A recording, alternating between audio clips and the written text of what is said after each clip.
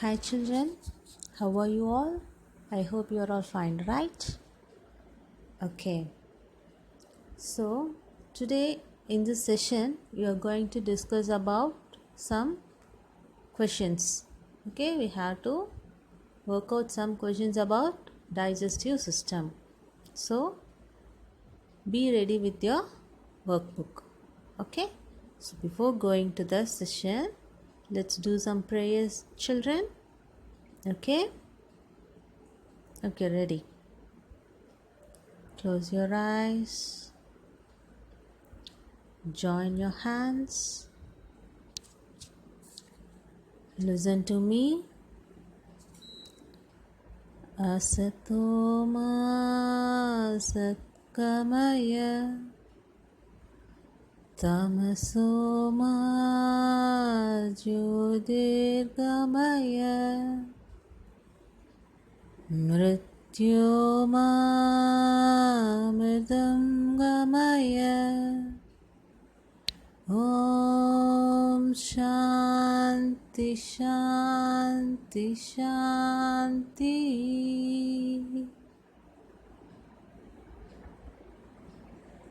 Children, be relaxed, stay calm,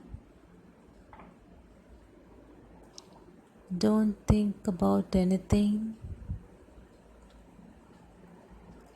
Take a deep breath. Breathe out. Again. Breathe in. Breathe out. Once again. Breathe in. Breathe out. Now open your eyes slowly. Fine, children. You done a good job, right? So, in this session, we are going to work out some questions about digestive system, right? Before going to the topic, let's have a glance about small intestine and large intestine. Okay, small intestine, it is a 6-meter long narrow coiled tube. Okay, what is the function? It absorbs the nutrients from the food. What is the function of small intestine? It absorbs the nutrients available in the food. Okay, and also using the digestive juices of liver and pancreas, it digests the food items, right? The remaining undigested food will be sent to large intestine. Okay, in large intestine, remaining water will be reabsorbed from the undigested food. What will happen? Water from the undigested food will be reabsorbed and the remaining solid waste is removed as feces through anus. This is what happening in large intestine. Fine, children. So next we are going to discuss about these questions. Take your workbook, note down the questions. So first question is, explain the path of the fruit that you love to eat from your mouth till it reaches the large intestine. Okay, assume some fruit that you love to eat and mention the steps that the fruit will passes through till it reaches the large intestine, right? In step 1, it includes mouth. Okay, what will happen inside the mouth? The fruit will get cut and chewed properly, finely. Okay, and using the saliva, the food item will get wet and soft so that we can swallow easily. In next step, it travels through the food pipe to the stomach. The food pipe helps the food to move downwards. Okay, in third step, after reaching the stomach, the food item will get digested along with the digestive juice and made into a thick paste. Then it will be sent to small intestine. Okay, so next step, in small intestine, along with the digestive juices from liver and pancreas, the food will get digested and the nutrients from the food will be absorbed. Okay, and the remaining waste will be, that is, and the remaining undigested food will be sent to large intestine. This is what happening from initial stage to the food that will reach the large intestine. Okay, so coming to next question, difference between the functions of small intestine and large intestine. Children, could you remember the functions? Let's see. So the function of small intestine is to digest the food along with the digestive juices from liver and pancreas, and also it absorbs nutrients from the food.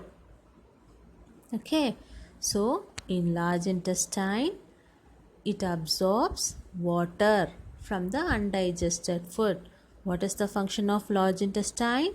It reabsorbs the water from undigested food and the remaining solid waste is sent as feces through anus. So this is about the functions of small intestine and large intestine. So coming to next question,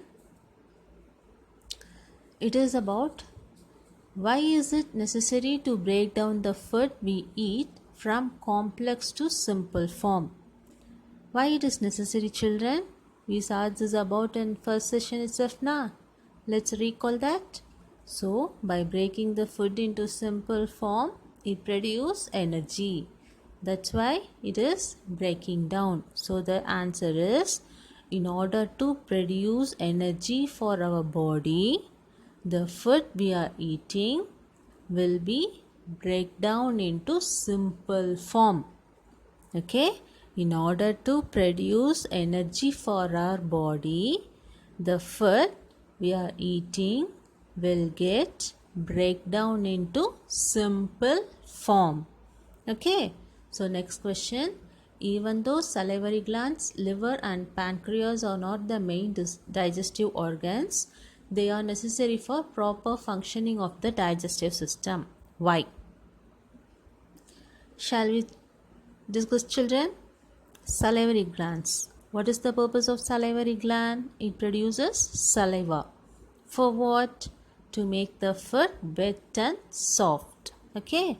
So, salivary glands produces saliva to make the food wet and soft so that we can swallow easily.